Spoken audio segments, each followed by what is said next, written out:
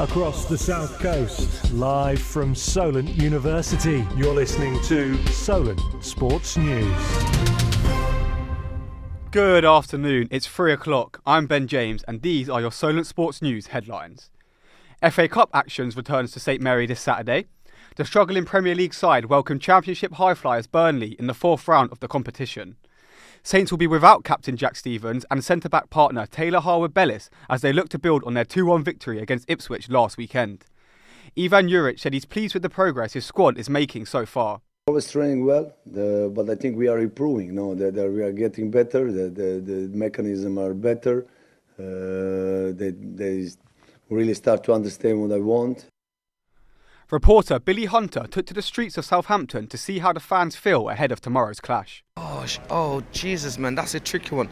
I think so, though. I think so. I mean, because if you look at history, Southampton's not that bad. I think at the moment they just have, bad run. Oh, I'm not going to lie to you. I actually want Southampton to go through because they might be relegated Premier League. At least they could have a cup just to fill in their cup. Generally, I'm going to put money. I'm going to put a tenner on Burnley to win because generally I don't know what's going on, honestly. Staying with FA Cup action, Man United welcome back club legend Ruud van Nistelrooy's Leicester side to Old Trafford tonight.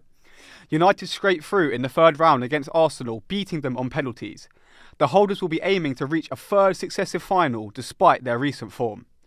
Amorim said he had considered Van Nistelrooy to be a part of his coaching team when he was appointed at the club.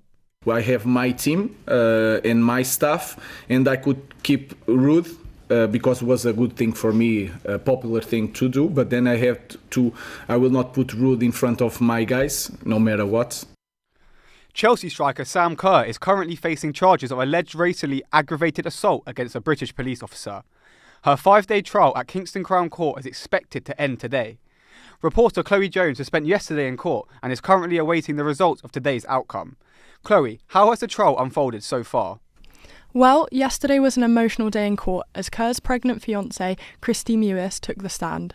She recalled the incident, describing her fear for her life when she kicked out the window of the taxi in January 2023. Mewis became visually emotional multiple times while speaking about Kerr's character and explaining the events. And what's happening today in court then, Chloe?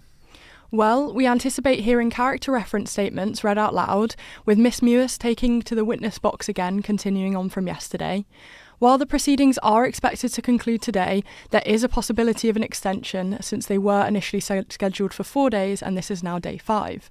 However, we will still expect a verdict from the jury within the next couple of days. Thank you, Chloe. Chloe will be back as and when updates occur. We bring you updates now as a Bashley player, Jordan Chidozie, is still in a coma in critical condition after being involved in a car accident last Saturday. El Reid joins us now in the studio. What's the latest update, El?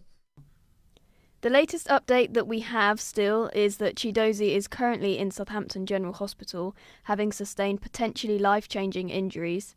A 44-year-old woman was arrested on suspicion of drink driving and causing serious injury by dangerous driving. Chidozie is also a self-employed builder, so a GoFundMe page was set up by the players and staff to support him and his family. And as of 1 p.m. today, they have raised over £19,000, and the club have expressed how absolutely incredible it is to see everyone's support for him. Thank you. El will be back as and when updates occur on that story. A Man City women's team striker has been subjected to racial abuse.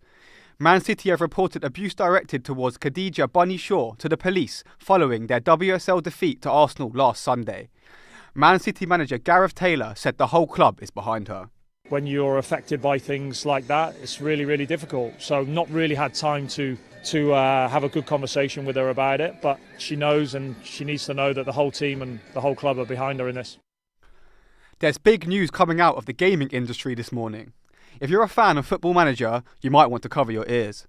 The eagerly anticipated Football Manager 25 has been cancelled as confirmed by developer Sports Interactive. In a blog post, the developer told players it had made the difficult decision to cancel this year's edition as it was too far away from the standard players deserve. Six Nations action returns this weekend. England have made 3 changes to their side for Saturday's round 2 clash at home to France, with Finn Smith, Tom Willis and Ollie Slight-Holm coming in to start. There are 2 further changes on the bench as hooker Jamie George and utility back Elliot Daly return to the squad. England captain Maro Itoje says tomorrow's clash with France is an enormous opportunity for them to make their mark.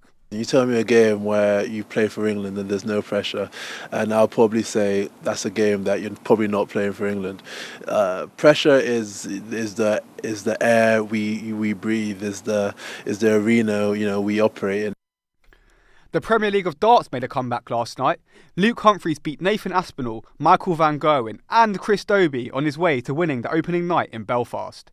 Despite beating Aspinall in the final, Humphries insists Luke Littler is still the best player in the world.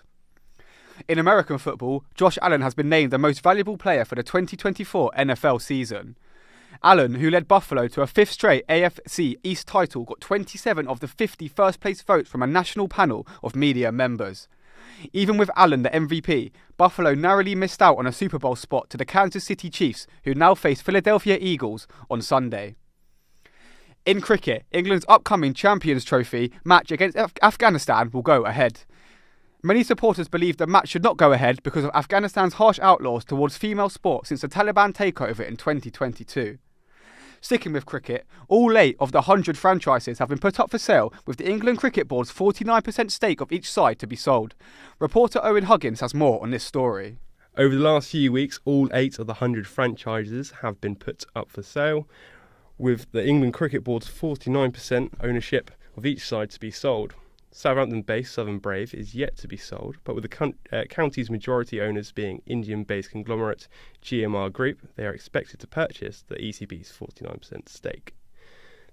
The biggest sale has been the ECB's stake in London Spirit, with a US tech consortium, including CEOs of Google and Microsoft, spending $145 million for the Lords-based side. That's all from us for this hour. We'll be back at 4 p.m. I've been Ben James. Thank you for listening to Solent Sports News. Remember, you can keep up to date 24 hours a day on our website, solentsportsnews.com.